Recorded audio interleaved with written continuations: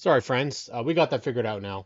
It is always something with the tech side of things, but yeah, we've got a great weekend up ahead for London Recreational Racing's Frosttoberfest out at Flamboro Speedway. Congratulations to all the champions who got their big championship wins. Obviously, I'd like to say make sure you go and check out Steve Trent. Still no sound? Still? Nobody can hear us still. Hmm.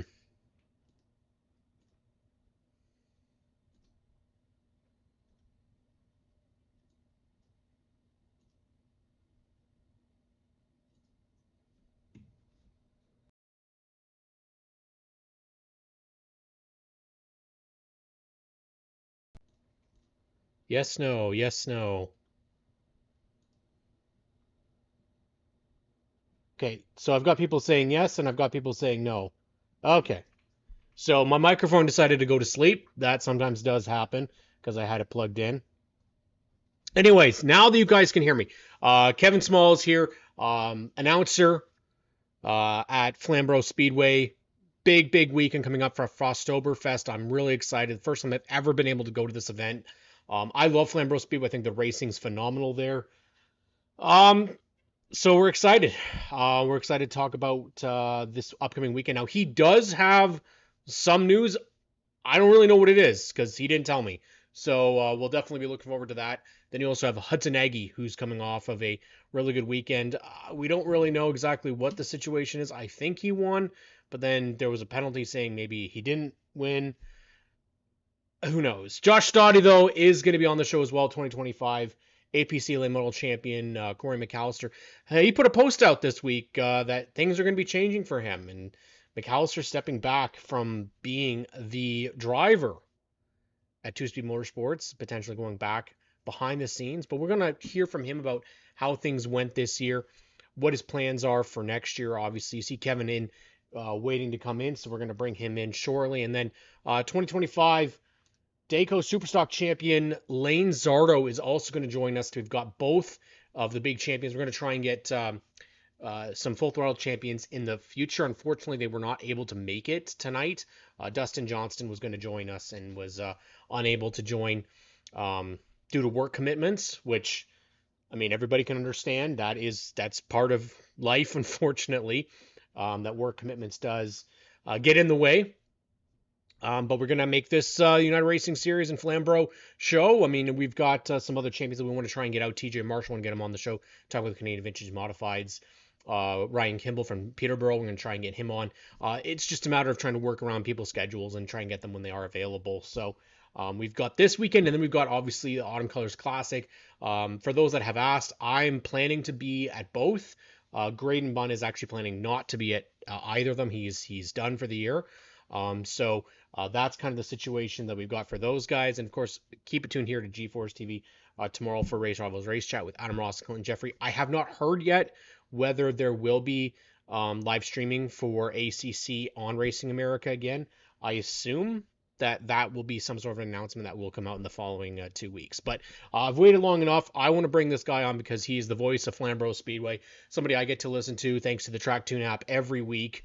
And you know what? He's good at building hype for his home track, and he built it once again for this past weekend as we wrapped up the championships at Flamboro Speedway. Kevin, it was a great year for you guys out at Flamboro Speedway and wrapped up with some championships this year. So let's talk about that just before we get into the big conversation, which is Frosttoberfest.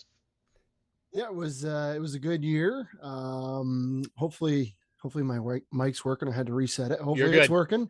I Perfect. know what Okay. that's like. I know like having to reset the microphone. Yeah. Yeah, no, it was a really good year. You know, again, Flamboro Speedway, one of the I'm going to say the most enduring schedules that we put out. That's And yes. so, you know, for the drivers and for our staff, you know, Yeah. they're there. You know, I've been there every weekend since April. I took one half weekend off one half weekend and one weekend when my daughter was born. So it's been a long, grueling schedule, and it was finally nice to crown some champions. We're going to kind of put a post out this week, but it's been a great season. Congratulations to all of our champions, Billy Schwartzenberg, Matt Young, who made it a lot closer than everybody was thinking. Yeah. So it was very entertaining to watch on Saturday. And then kind of out of nowhere, John Cote in the 38 machine for the Pure Stocks scooped that one up. So it was a lot of fun. It was a really good season. I'm glad I was just a small part of it, and I'm looking forward to this weekend. So Yes, this weekend, of course, we put it out there. Mike Schmidt presents, pretty much is what it seems like. LRR and Mike Schmidt, just a big. I want to give a big. We were talking about this. I was talking about this with another sponsor from racing previously, just before we were talking on the show tonight, and Mike really does deserve a lot of accolades for pushing this event, and that's really why I'm trying to get behind pushing it a lot, because it's not really easy for, as you know, as being a promoter for a racetrack, you need many people to promote it, and Mike puts a lot into his racing program, supporting so many different racers across the province, but then also APC, OSS, Flamboro, and then this entire weekend. So for those in the chat, definitely let's post some thank yous to Mike Schmidt and tag him so that he knows and he appreciates it. But for you guys, this is a 2-day event, massive amount of racing that's going to take place, and you had some news that you wanted to talk about here on the show and that I don't even know what's going on. So color me intrigued. Yeah, it's we're excited. Yeah, again, a big shout out to Mike. I know he doesn't like to take all the recognition. No, he doesn't. Definitely, he deserves it. I Yes, mean, he does. him and John do a lot of talking behind the scenes, and it's great to have him supporting this event. I think he posted the weather for this weekend. We might have to start changing the name because it's supposed to be like 26 degrees and sunny both days. So, Yeah. which is great. I mean, it's hit or miss the first weekend of October, right? So I hope the fans and the cars just come out and absolutely pack the place. 2 full days of racing, and yeah, a big shout out to Mike and his London recreational racing team, and a big shout out to Grisdale Racing as well. They're putting the Triple Crown up again this year for the Pro Late models. Our Pro Late models have hit or miss. We've had some struggles with them this year, and to have Grisdale's come back on board. We have confirmed today that it will be the triple 50s again, so it's going to be 350 lap races, which again is big. I've actually got it. I have the. Oh, did my camera go away? I clicked tabs. No, we still got you. I'm working on this whole technology thing, So the Grisdale late models, again, it's going to be triple 50s. It's going to pay $3,500 to win. Plus, if you attend the banquet, you get an extra $2,000 if you're the overall winner, part of that Grisdale Triple Crown. So you can walk away with $5,500, which is a pretty good payday for 3 triple 50 races. So the plan is for me to post that tonight once I'm done here. So the Grisdale payout will be out for the triple 50s for the late model. So we hope we have a really good field. I was talking to Adam this morning from Grisdale's, and he's expecting hopefully we can get around 20 cars, which would be really good to see. I love watching late models at Flamboro. It's a fun track for them to be around, and I'm really excited about it. So that's going to be on the Sunday portion. Again, we have, I'm holding back on the news here. I'm waiting I'm making the anticipated breath. Everybody wait for it. So, but yeah, that's the Sunday portion. Again, we got a full Saturday portion with lots of our out of town divisions coming in, the super late models, the Oscar hot rods, modifieds, mini trucks. Who else is there? Legends cars, Outlaw midgets. And the Outlaw Midget. So it's going to be a great day. We're going to have our pit notes. Tim and I have been working on that fiercely today. So we're going to have all that stuff out there for hopefully tomorrow morning. And the big news that we want to unveil here tonight is that for the last, I'm going to say a couple years now, we have done qualifying for the pure stocks and mini stocks. The field is set on times. And after we had run the Gold Rush still on times, we did the Bob McClurkin Memorial, and we did heat races. And the feedback that we got from the drivers and from the fans was very good. So we're gonna go back to that format this season. Okay. So we're doing 4 heat races for the pure stocks. There'll be 10 laps or 10 minutes, depending on exactly how we shake things out. But 4 laps, I think we're going to have the top 6. Top 6 are going to transfer in. The rest are going to go to the B main. We're going to have 1 B main, 20 laps. for the pure stocks. For the mini stocks, it's kind of going to depend on how many cars we get, but we're Yep. still going to do heat races. We're going to do 2 sets of 10-lap heat races to set the field. And we're also going to be doing, rather than a dice draw for the invert, when the cars come off the track from the heat races, when they go through tech, they will pull a chip out of the bag. So we're going to have 12 cars, and we're going to see how it all shakes out. So we're not going to do quite an outlaw redraw because we can't, with all the racing we have, we can't quite fit it into time, but we're still going to do a redraw per se. So they're going to do a chip from the bag in the tech shed to set their position for the feature event. So we wanted to say that because the last probably couple years we've been doing group qualifying, and it's great because then you show the speeds, but for the fans watching at home or even at the track, even for me announcing, group qualifying, it's meh. Heat racing is a lot more entertaining. You talk about the transfer spot, who's going to be in the redraw. There's a lot more action that goes on to the heat races. So we're excited that we're bringing that back. We're going to somehow slam the whole schedule in on Sunday. I don't know how we're going to do it, but we're going to do it. So we're excited that we're going to bring back heat racing to Frosttoberfest for the pure stocks and the mini stocks. So something we haven't done for a little while, and we're excited to have it back. It's definitely going to be a very, very busy Sunday for you guys. Start time for Saturday and Sunday. What do we have for those? So as of right now, it's still going to be 2:30 for both days. Okay. We're flirting maybe starting a half hour early on Sunday, possibly, but I think we're still going to stick with 2:30. Okay. Pits are going to open at, I think it's 9:00. Yes. Practice is going to probably start on Saturday at 11, and on Sunday it's probably going to start at noon. Gates will open at noon as well. So if you want to come out and watch practice, you're more than welcome to do that. I always love coming to watch practice. So it's going to be a lot of fun. I'm excited for it. I'm going to be exhausted after Sunday night, but hey, we're going to go out with a bang. That's the only way to do it. Absolutely. I mean, we talked about this. This is one of the biggest events of the year. You're not going out there for just a check. For those that are racing the legends, that are racing the mini stocks and the pure stocks, you are also racing for probably one of the coolest trophies in the province, and the igloos are back once again. Yeah, I know Mike was a little worried there with the whole Canada Post situation, but I guess his neighbor was like, hey, I'll make sure these show up on time. Gotta love it. He signed for it. So it's great. The igloos are secure. I also think Mike has got something set up. He's got some Yeti tumblers that he's got set up for whoever wins all the features as well. Plus, I think Epic Racer's got some flags with the breast cancer awareness on the backside of them as well. So overall, it's a really fun event. It's a really fun weekend. For me, I didn't really know what Frosttoberfest was for the longest time because me neither. we I was part of the Oscar Modifieds with my cousin Brent McLean, who, by the way, this is kind of a special one to me. I worked on the crew for a long time, and I finally he's coming to race on Saturday, and so I get to announce him with the Modified. So he's coming. It's going to be a lot of fun. We're going to have a McLean back on the track at Flamboro, so it's a lot of fun. But we just never went to the event. It was always a different event for the Modifieds. There was never an Oscar series for the longest time, and so we finally got to it, and it's a lot of fun. We have a full 2 days of individual racing, so it's not like we have to bring guys in on Friday, Saturday that they qualify and then race on Sundays. It's kind of nice that we got it set up where it's 2 separate events. So if you can't make it on the Saturday, just come on the Sunday. Vice versa, you're going to see 2 totally different shows. So it's going to be a lot of fun. I'm excited for it. Like I said, Mike said the weather's going to be great.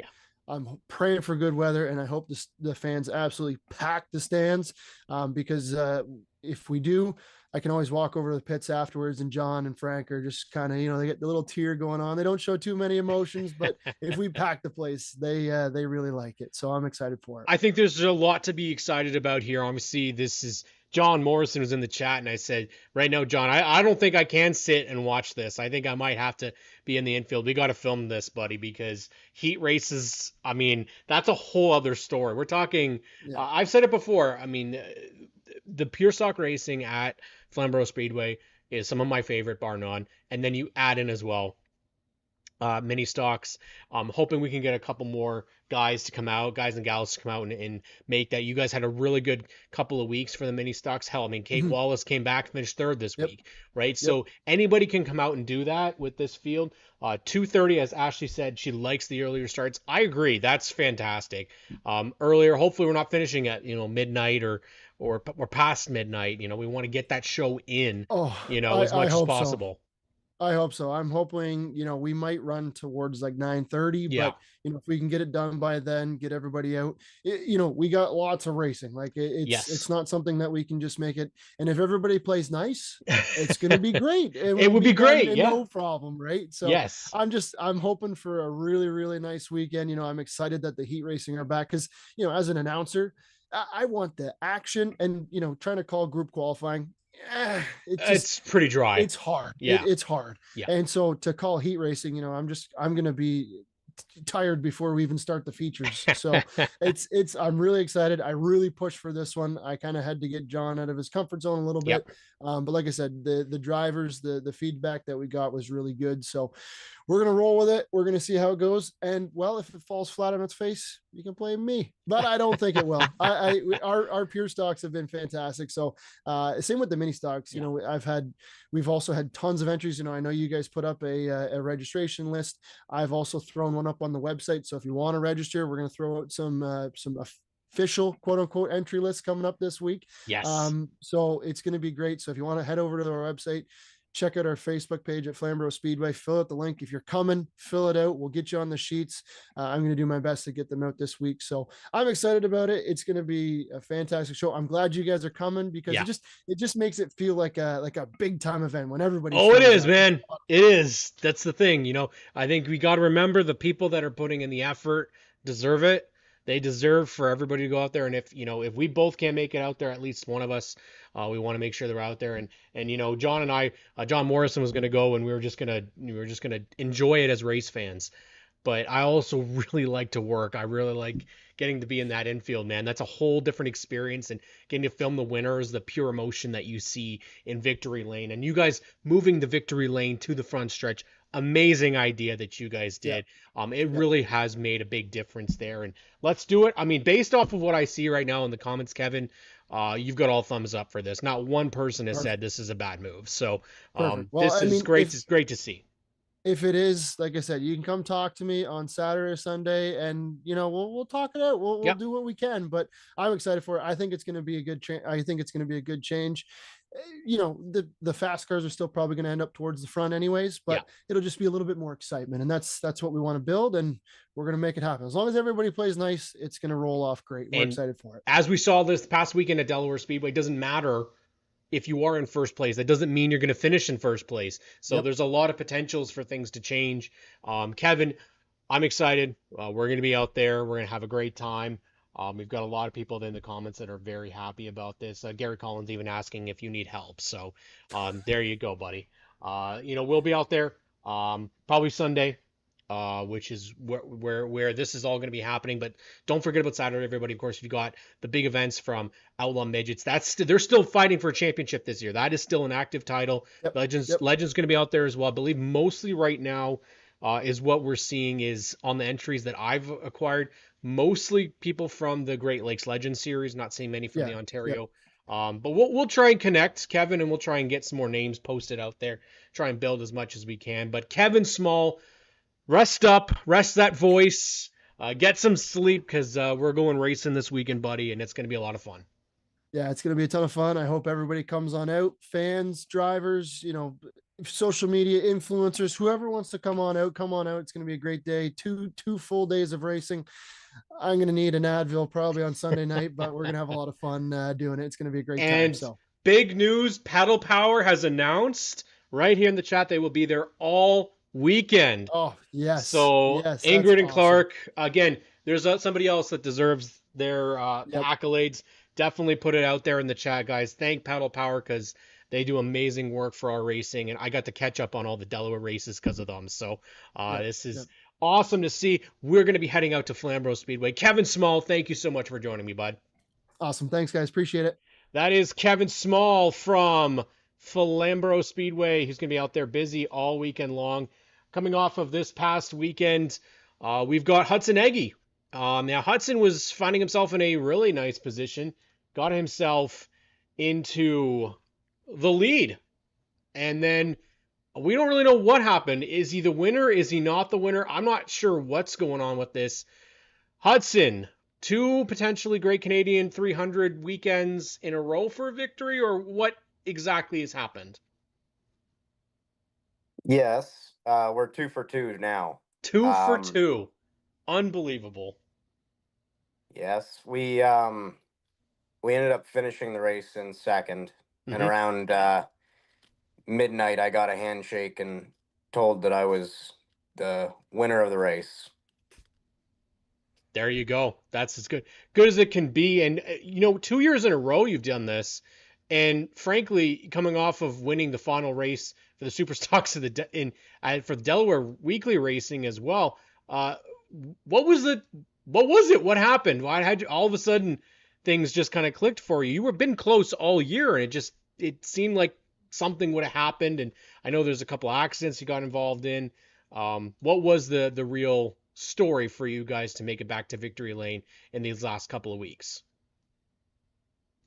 Yeah, I mean, back in I think it was 2023 that we won the last race there at Delaware. When we came back the next year expecting to just hit the ground running, Hmm. the car just wasn't performing. We couldn't get it to run right. And to be truthful with you, I still don't know what the problem was. We Oh yeah. Hmm. changed so many parts out that it all just got jumbled up and all of a sudden worked this year, partway through this year. So we're not going to jinx it. We're just going to leave it alone and it's going to keep running. It's all you can hope for, Hudson. I mean, obviously, this is one of the biggest races to win, and you've done it now twice in a row. Um, but you also had to sit and drive by as your brother was crumpled up against the wall, potentially winning another championship. I imagine as a brother, that is not an easy thing to see, especially how hard he hit. Um, there was a couple of questions about coming back to the caution flag or the checkered flag with his car sitting up there. What exactly happened from your vantage point? Yeah. So obviously he was behind me when it happened. Yeah. Um, I didn't know that it was him until I took the checkered flag. Uh, Coming out of two, my spotter had started yelling, caution, caution, caution. And looking down at the back of the straightaway, uh, the lights were still green. So I lifted my foot up for a second and then back down full throttle. And we crossed the line, and I noticed that it was him. So there was a lot of emotions going on at the same time there. I mean, for you guys, it's been kind of lights out the last couple of years. Carson's really kind of been the guy. And then you were running kind of a couple of races here and there a couple of years ago, come back again, and you're right up running up front. You guys have kind of been the domination of the super stocks. It was a little bit tougher this year, though. It seemed like the competition overall was quite tough. Obviously Culver out at Delaware seemed uh, pretty unbeatable for most of the season. But um, what's the plan for the rest of this year for you guys? Obviously Carson's car took a massive hit. Are you guys gonna be able to be out this weekend, or is it kind of done for the year? We're still evaluating that. Okay. Obviously, there's lots of work to do. Um, Yeah. we're still on the fence a little bit Okay. because we could do some work and get the one car ready, but the other car, I don't think it's going to make it out again this Yeah. year. Yeah. I mean, I can honestly say that this is one of the hardest. There's a couple of hard hits this weekend, but that was one of the hardest. Him and Brady, Brady Smith took a massive wallop in the APC race as well, and it's obviously tough at the end of the year because I mean, both of your cars, I believe they were put up for. You guys had them up for sale as well. You're looking to find a buy. It's a little hard to do that with the cars crumpled, right? So, but how would you evaluate your year, Hudson, overall? To be honest, it was just a gradual incline. You know what I Yeah. mean? Like normally the racing season, there's a lot of highs and there's a lot of lows, and it's kind of like a roller coaster. But this year, it started off like you said. I had those issues continue into this year, and Yeah. what's funny is the seven of Vanderwist, he was having those issues as well. Yes. Like it seemed like the more we talked with each other, the closer our symptoms were. So we kind of chatted back and forth, and we both ended up fixing our issues. Um, So, I mean, it started off real low. We got back into the car, and we just kept gaining traction and traction and traction until finally we ended up winning last week and this week again. It's remarkable the amount of effort that you guys have to put in and week out, especially with the Superstock program.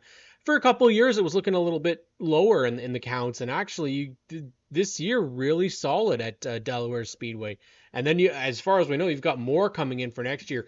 Are you guys looking at returning for next year? Looking at evaluating your program? I mean, we've seen you kind of race everything that has four wheels on it. So, are we going to see you stick around in Superstock for a bit longer, or is there something else that you'd be eyeing? Yeah, I mean, right now there is no plan. Kind of just seeing how the stars align here and see what opportunities come our way. I mean, that's kind of the way to go about it, right? I mean, I would, for one, wouldn't mind seeing you back in the Legend cars because that was a lot of fun. And they're taking off, right? And then we get to see you at ACC. That's, Yeah, let's say you could come out with a super stock for ACC too, but yeah. But I've cars heard that those guys are getting lots of big car counts. So very I mean, much. that series is definitely kicking off a lot. You know what? It really is, and you guys were kind of part of it while it was starting that climb up, and super stocks. And we can say it time and time again that the racing has been phenomenal. The Superstock race at Sunset for the Last Dance was one of the best races people have seen. This week it was tough. The race was great, and then it wasn't for you guys, and then it was great again because you ended up taking the win. And Yeah. as Carson says, he's got a real good deal for anyone interested in the 93. So I would think so. I would think so. I'm glad Carson's okay. I mean, he didn't take one bad hit. He took a bad hit in the APC race as well. And as he said, get your bell rung once, but then to get it the next day and you're not really feeling any better definitely sucks. But I for one want to see you back. I'm hopeful that we'll see you back out there. The two orange cars, man, you can't miss them. That's the one thing about it is that's the brand recognition for you guys. So best of luck for whatever you do for the rest of this year. Hopefully we will see you out at some point and then have a great off season, Hudson. Yeah, thanks for having me on. Not a problem. Anytime Hudson Nagy is welcome here on the show. Officially the winner this past weekend for the Dayco Superstocks. And definitely a really good conversation. I don't get to chat with Hudson very often at the racetrack. He's always so busy working on his stuff. So, but we're gonna bring in the champ because Lord knows that I couldn't have an SNS racer winning an APC championship and not have him on the show. And it really wasn't a foregone conclusion that he was going to win this title, but he pulled it off. Josh Stade, APC original and now 2025 champion. How does that sound? Man, it sounds pretty good to me. I'll be honest with you. Yeah, not too shabby, eh? I didn't want to have to point the stats out, but I did anyways. 94 races in the APC series, the most in the history of the series, and you finally got this. You finally got that championship. It took a while. I think we can all say it. It took a while to get there. Same, it took a while to get the first win. But this year, you guys you had it, and you had it from the very beginning. Started off strong, ended very strong. I got to put it to you, man. What was the difference this year? I don't know.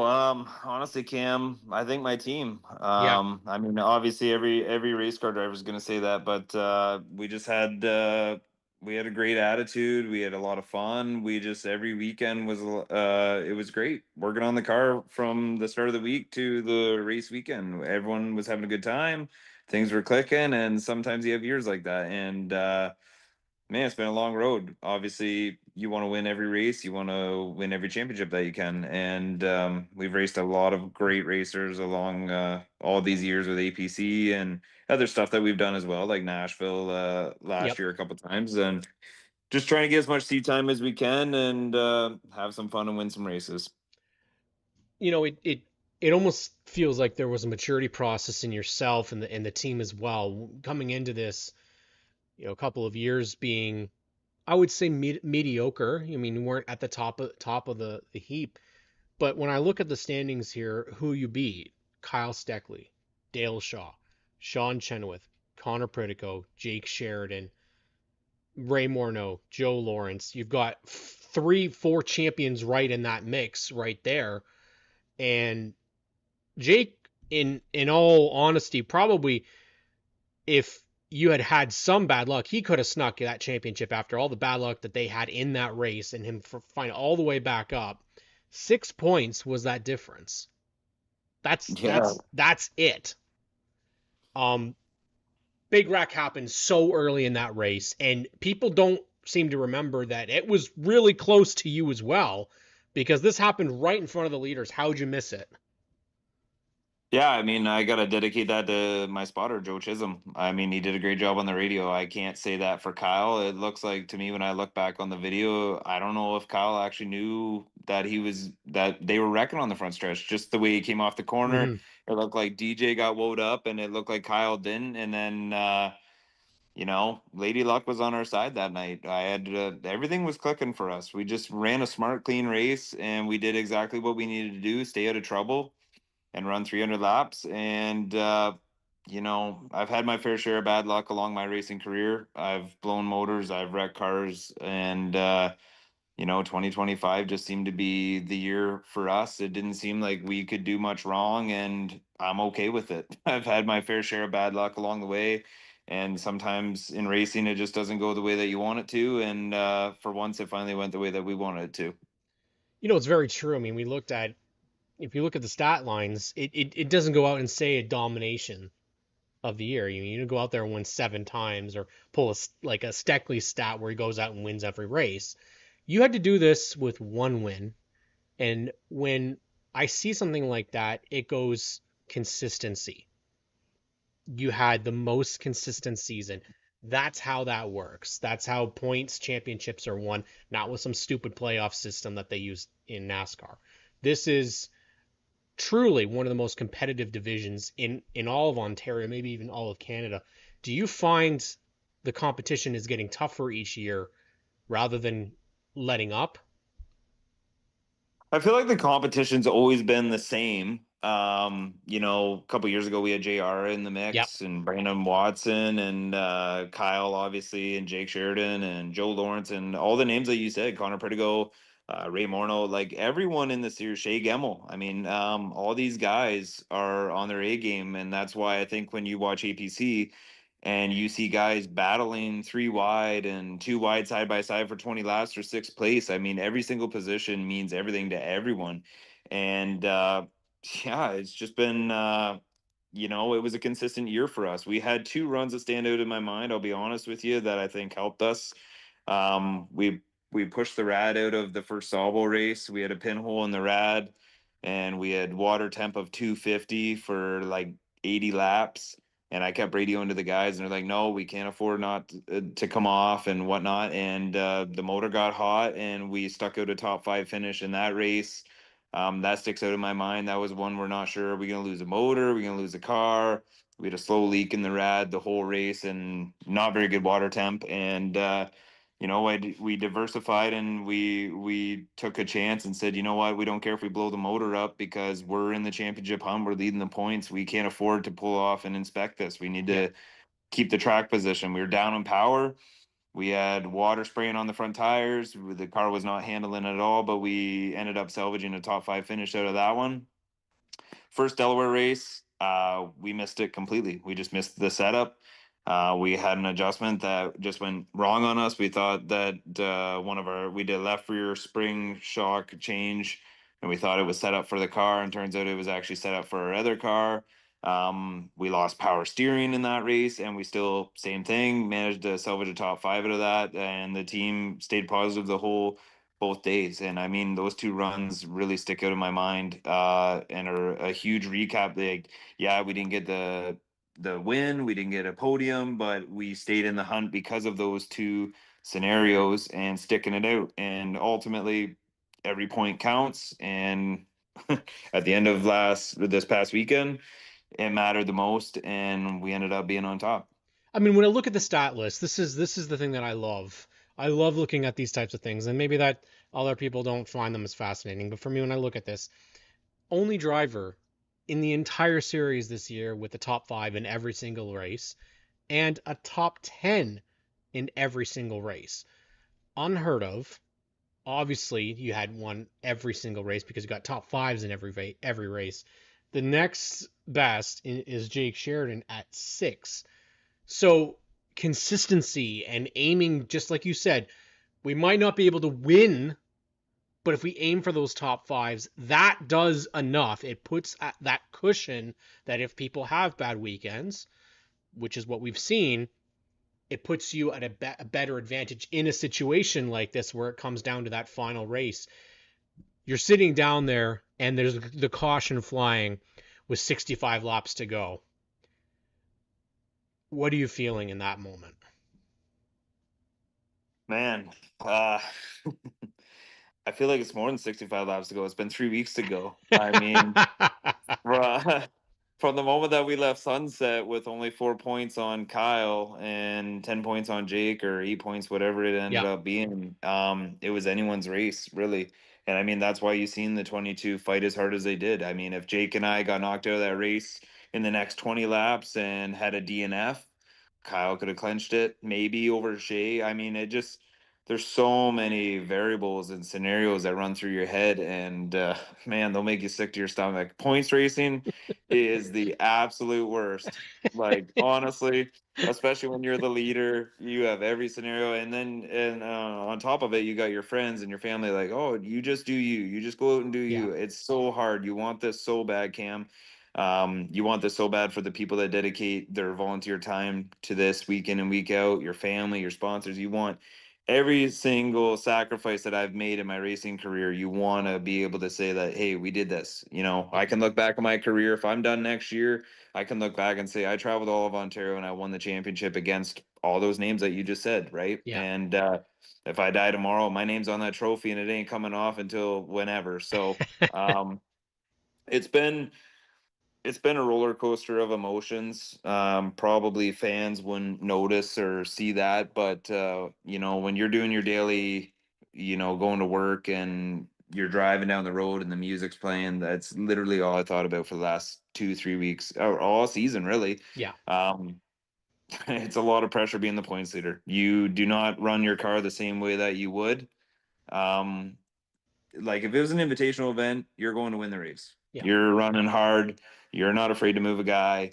You're gonna stick your nose in there even if you don't think you should, and you think that you have the spot. When you're points racing, you're a little more conservative. You're like, you know what? I don't really need to push for third because a fourth place finish and a car in one piece is okay with me. And I hate points racing, but ultimately, at the end of the weekend, definitely glad that everything worked out the way that it did. Well, you know what? This makes up for my mistake at Motorama where we had a great interview and I forgot to turn the microphones on. So we finally got this interview with you as champion this year. And obviously from the SNS side of things, obviously we're so proud to be represented by you and to have you as one of our drivers out in APC. It was the first ever title for us. So that's really cool. And then you did it with 2 different cars this year. I mean, that's the one thing I love is that you got the blue car, then you got the yellow car. I mean, personally, I do like the blue a little more. I'm just gonna say you did brag about that at Motorama, and I do agree. The blue definitely did it, but Old Reliable, man, can't disagree with the results that you guys had this year. This is your moment because you had some new partners. You got lots of returning partners, people that made it possible. Who do you want to thank for your championship season? Yeah, I first and foremost my family. I mean, like I'm raising two kids. I got a 7 and a 3-year-old, a girl and a boy, and my wife. They sacrifice a lot of time. We've missed, growing up. I missed proms. I've missed weddings. I've missed funerals. I mean, I'm so passionate about racing. It means everything to me, and I'm in the shop every single night. I haven't left the shop since we won the championship. I'll be honest with you. I got home from work. I still haven't showered yet. I had beers with the guys after we paved 15 hours today. We did a massive parking lot, and the guys were like, we need to go celebrate the championship. We need to have some beers. So that's what we did. We come back here, and I haven't made it in the house yet. So first and foremost, my family, my mom and dad have always been big supporters. It was pretty cool to have both of them there this weekend. My sisters, my brother-in-laws, all my nephews, my kids, my mother and my father-in-law were there.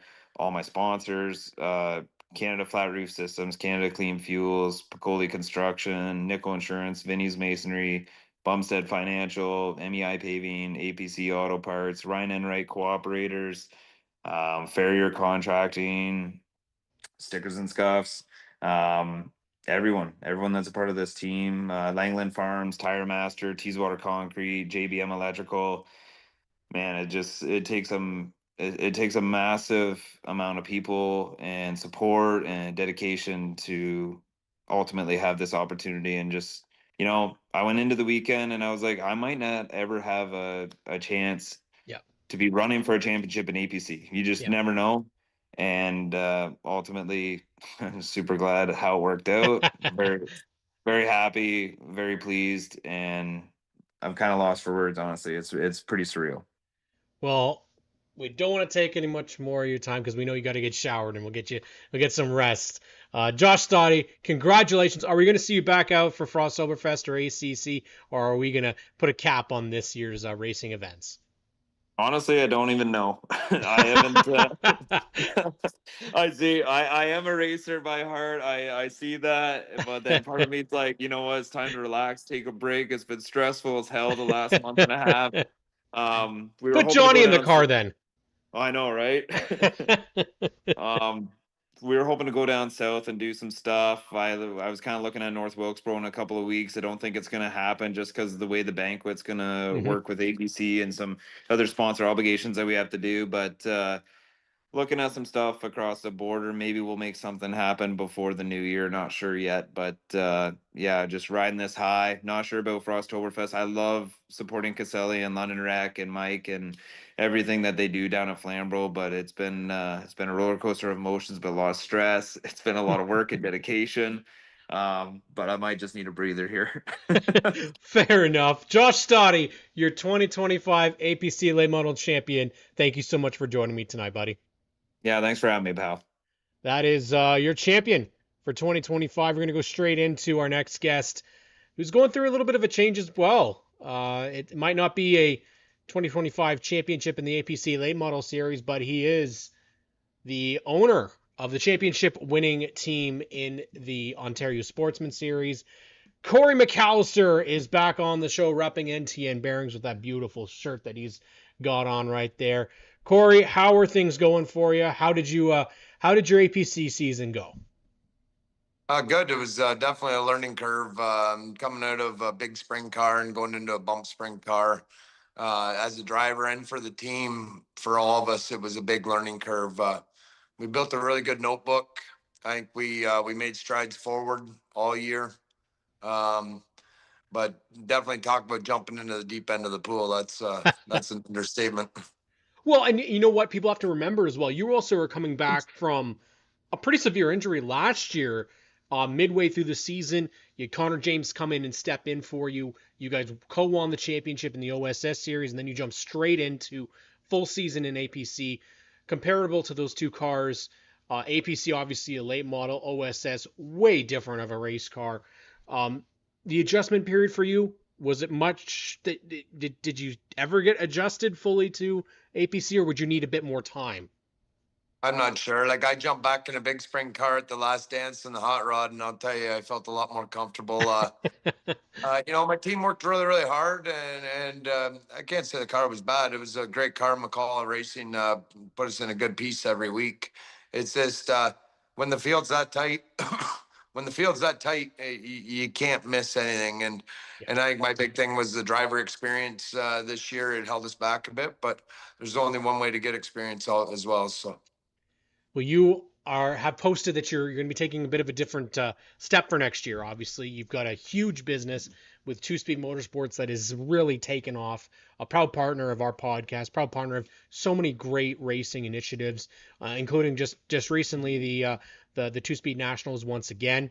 But also you're stepping back because you got something way more important, and that is the young star in that 71 junior late model and micro sprint. And I can tell you as just not as just a friend, but as a racing enthusiast, that kid has got something. Kane's been out there, and let's just throw it out there. How old is Kane right now? He just turned 7 in June. So just turned 7, and he's already been running pretty close to podium in the junior late models, and has been on the podium. I think it was every night except for one in the micro sprints. Talk about that experience as a dad. I mean, you've loved racing, being behind the wheel yourself, but I can't imagine that's the same as a father watching your son go out and do it. Yeah, it's been a lot of fun. Jen and I and Kane Ainsley, every week on the way to the track, we set new goals. And, with the junior ladies especially, I think we start the season off with 24 or 25-second laps and a few laps down. And by the end of the season, he was down into the 20 flats, low 20s, and finished on the lead lap, right? Rookie of the year at Sunset. So that was really, really impressive. And then Oswego, he finished second in points down there. So yeah, it's been really fun to watch him grow and just keep digging and working in the shop to the racetrack and doing all that stuff together. And that's the main reason. I'm not quitting racing by no means. This summer I missed 3 or 4 races of Kane's races because I was points racing, and that won't happen anymore. When he's racing, I'm going to make sure I'm there. It's definitely a great experience for you. And yeah, Matt Bray says that young man can really wheel a car. I've seen it a couple of heat races this year. I mean, it tailed off. I think there's a couple incidences that maybe spooked him a little bit, but there's no telling what the ceiling is. I mean, these kids get in these cars and they just seem to have a natural talent for it. I mean, he's not also just a bad racer. Not a bad racer. He's one hell of an interview too. He's got this swag about him that I absolutely love, and he had it really from the very beginning, because when you were on the podcast a couple years ago, he wanted to be a part of that interview, and he was a part of it then. And Graydon and I both talked about it when we're at the track. He wants people to come and talk to him. Where the heck did this come from? He's not that shy kid that we met a couple years ago. He's kind of blossomed in this little Cory Mallister. Yeah, it's kind of funny because everything comes out of his mouth. This makes you burst out laughing as well. There's a bunch of us sitting around the trailer at Delaware this weekend, busting a gut, and it's pretty entertaining to see the characters all come out. I really like watching them out race, and then they're throwing football after, and all the kids getting along in the pits, and meeting friends from Oswego to meeting friends at Sunset to whatever track we go to. It's pretty cool to watch all the young lads kind of break out of their shells and have their own personalities, and it's comical, right? It really is. It's one of the things that we weren't really involved a lot with the young kind of racers when we first started, and that was a bad move on our part. I mean, now that we've kind of started to get into supporting of the junior late model racers, junior sprint racers, you see kind of the personalities and the skill that a lot of these kids have. And obviously we don't know what's going on with Sunset right yet for next year. Kane had a great experience out there, did very well. Are we going to see him doing kind of the same next year, going to do micro sprints and junior late somewhere else? Or it all just kind of depends on what happens with Sunset? We're going to start practicing in a Bandolero yet. Probably this fall. We're going to see how that goes. Down in the States, they have a kind of a different setup for the Bandoleros. They have the beginner division, and the classes broke out into age groups. So We're probably going to dabble into that a little bit this winter. We still have Tilsonburg on Friday night. Nice. He's their feature annual race. And then he's actually headed to Millbridge the end of October. We're going to run dirt down there. And then, so he's not, I'm not sure where we're all going to be next year, but, Salvo's pretty close to home here too. I love to support Salvo Speedway as well. So they have junior lates. I don't know, but we're just going to make sure that, that he's racing. I mean, I love it. I believe he's in great hands. Obviously, he's got lots of supporters. Pop says it's all Jenny, not Cory. So, Pop's He's not wrong. He's not wrong. But how is the business going? How's Two Speed Motorsports? You guys obviously launched a couple years ago, and things seem to be going great. And I do want to put it out there as a sign of respect. Please keep your applications to a minimum. Two Speed Motorsports cannot sponsor everybody in racing. You guys posted that last year, and I've heard it from a couple other people in racing that there's just an onslaught, and we have to understand that businesses have to be business, and they can't sponsor everybody and everything.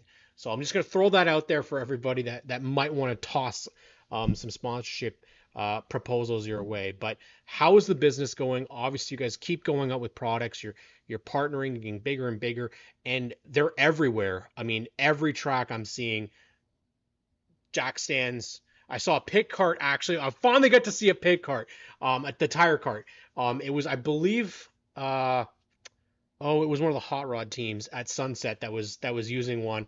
I was like, finally, I got to see one being used.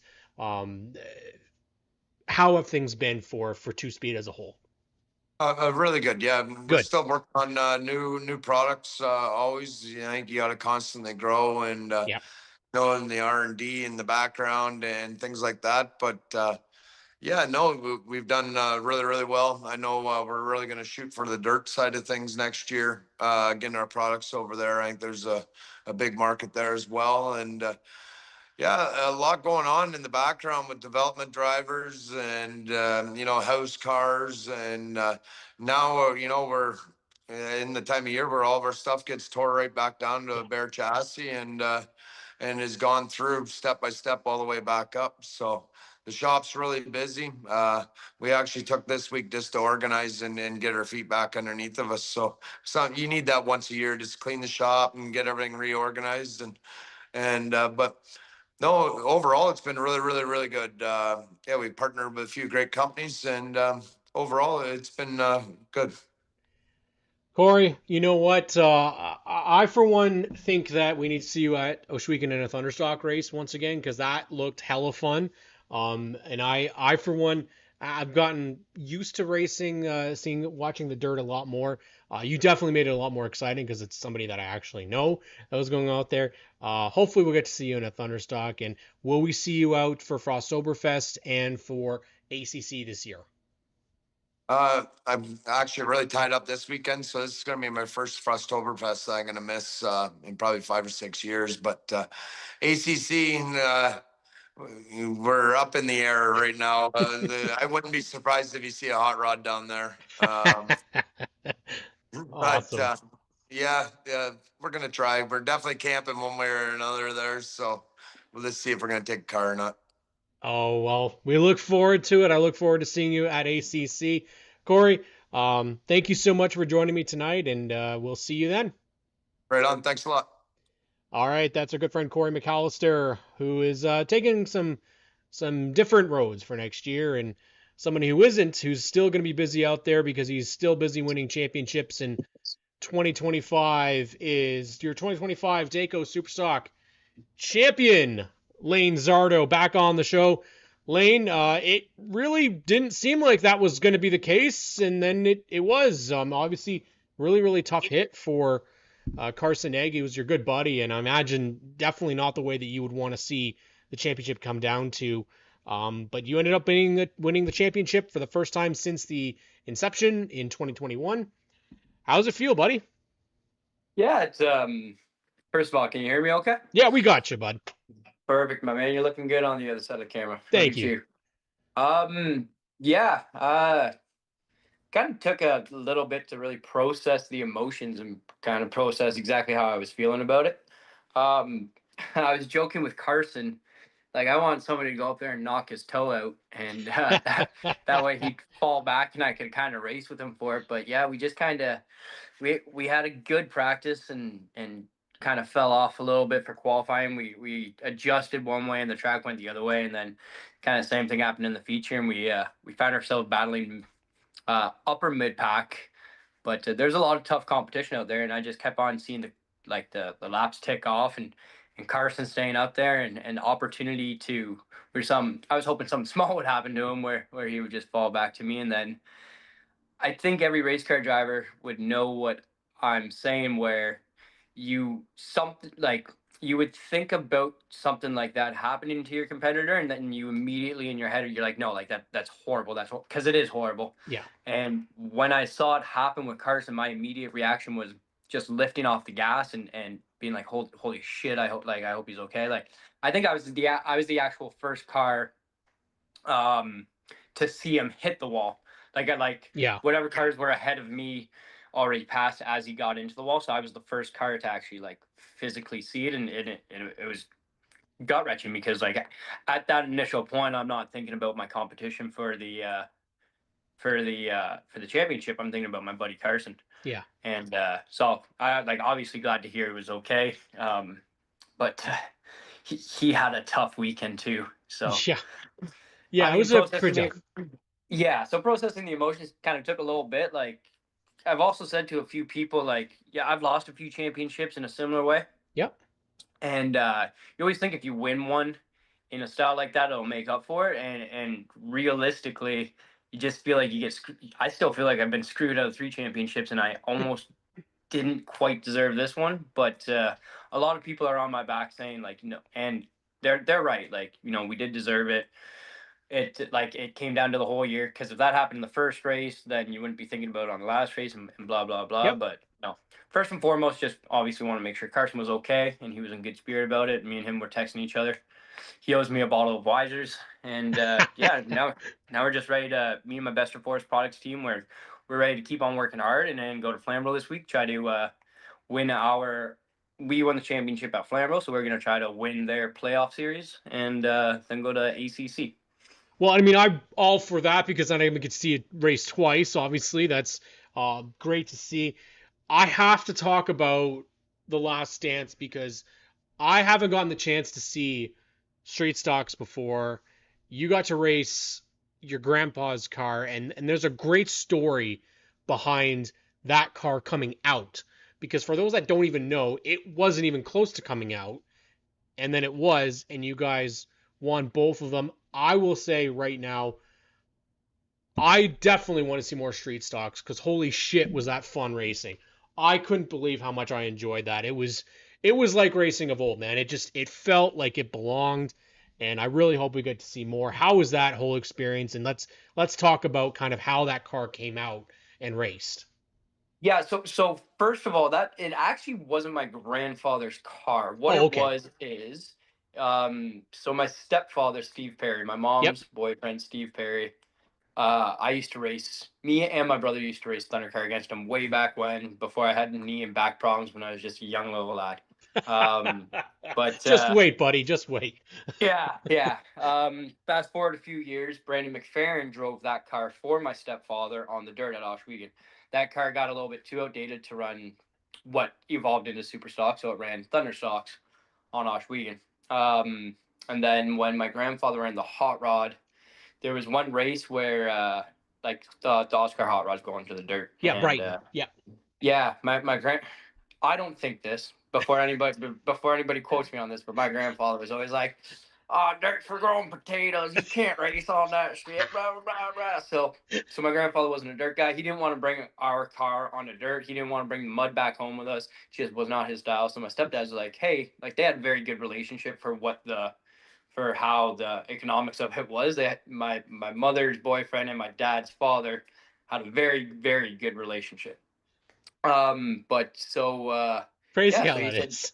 yeah. So he said, screw it, like let's let's paint this car up. You can take it on dirt. So my grandfather, the last time that car raced, my grandfather raced it on dirt. And then fast forward a few years, it's just been kind of sitting in the shop. My stepfather couldn't necessarily take the decals off. He just couldn't. He tried to once, and he said he got into his own head a little bit, just couldn't do it. So this opportunity, because of Jake Party, came up. Bringing the street stocks to Sunset just kind of opened up the door to get him back working in the shop, and he was all jacked up doing it. And my mom said he's been a brand new man the last few months because he's been working on it. And I wanted him to race it, but he didn't want to race it. He's got some neck issues and stuff like that. So I got the opportunity to race it, and we wheeled it, and everything worked out in our favor. And just I know that track so well, and I know how the grip level is, and it kind of just worked into our favor. Well, so Jake and I have been talking for a couple months now, honestly, and Jake's become an S&S racing really good kid. I really think he's really good rep for his street stocks, and they were talking about, like, we want to try and make this maybe something that happens every year. Honestly, for a class like that doesn't get a ton of recognition, being up at Varney, I wouldn't be opposed to seeing something at the end of the year, like if it is added to, say, a Frosttoberfest or a ACC, something like that. You got to wheel the car for the Last Dance. Would you be interested in seeing something like that return? Yeah, me and Jake actually just talked a little bit ago. The first time I had any contact with Jake was under caution at Sunset. I'm like, who the hell is this kid? Yeah. And he was just hard nosed racing me, right? Just really wanting that win. And but yeah, so we were messaging on Messenger, and he asked if I wanted to bring him back out. He was really trying to get the street stocks to Frosttoberfest, and it almost happened. Just I believe it. Like, I just got word today. I think it just got a little bit too late of notice. Just couldn't quite get the sponsorship for the race. Lot of work going into that. And Justin Collison will attest to that with what he's done with the super stocks. It takes a lot of work to get, stuff like that kind of worked in place. So me and my stepfather were committed to bringing the car back out and doing it at Flamboro. That's where that car is from. That's an old Randy Russell car. So, badass. Yeah, Randy Russell won a few championships in that. And then anytime you can see those cars out, as long as my stepfather still has that car and we have a way to get it there, I'm sure he'd be interested in getting it out there. He's a diehard racer just like any of us. So I got a middle finger to you from Billy, so there you go. Maybe Billy will get to wheel her again. Maybe. Actually, so the first time I drove that car back in 2009. I used to race with mini stock in 2008, 2009. Yes. So that was the first car at Frostfest, actually, which the first time I drove an 8-cylinder car was that car in Frostfest. And they used to be it used to be triple 50 races for Thunder cars. It was a cool little event. Yeah, all right. And I can brag, I door slammed the hell out of him, but I did beat Billy in one of those races. I just like, he was inside. Yeah. But yeah, it was fun. I for one, like I said, it just takes me back to Thunder cars, and that was my introduction to racing back at Peterborough Speedway. With Thunder cars, Vince Bullrice won 3 wide after the front 2 wrecked, and there are some sexy looking race cars, and you know what, it was awesome to see. You win yourself a Superstock championship twice this year, obviously winning at the Steel City Superstocks. We are hoping that we can get a couple more entries. I think Justin said it's 4. He needs 4 more cars to enter, and John will make it a 50-lap feature. That's what we need from everybody out there in the racing community, because Lane, obviously you want to have the opportunity to go 50 laps for Frosttoberfest, I would imagine, correct? Yeah, I was trying to talk to as many people as possible to get them involved in it as well. I was just on the phone with Nick Ramsey. He's like, I might be there. I don't know if I have a car. And I'm like, damn it, man, you got 2 cars. Bring them both. Yeah, bring Ray. If you don't want to drive one of them, bring Ray. Ray will drive the other one. He is. They do look pretty pristine, as he said, and he doesn't know if he wants to mess them up. But I mean, it's the end of the year. You got all winter to work on them. I know I was talking with Andrew Ferreira in the 9 car, really trying to get him to come out, because it's always a show anywhere in the pack that he's around racing. He absolutely. puts a show on for it. But yeah, I don't know. It's tough to get some guys out sometimes because it's so expensive, and it's Yeah. not for lack of effort with what Justin's trying to do. It's just Justin's also now struggling with event sponsorships versus the series sponsorship for the next Yeah. year of Steel City Rumble. So It it's a is lot of knowledge. difficult. I mean, we've learned this. Hell, we're learning this even just doing what we do as podcasters. It is difficult to get people to part with and buy in, and racing definitely is one of those things. But we know Justin puts it to good use and is building something there that you guys definitely have something. I was able to be there for a couple of your wins. You guys put on a great show. The Superstocks as a whole, actually, at Flamboro. Flamboro as a whole really does great racing. And Lane, we're excited to go out there and see you guys participate this weekend. Same with ACC. Hopefully, you got another Maple Leaf in it this year, because that was a pretty solid one last year. But I appreciate you coming on and chatting with me. And we'll see you this weekend.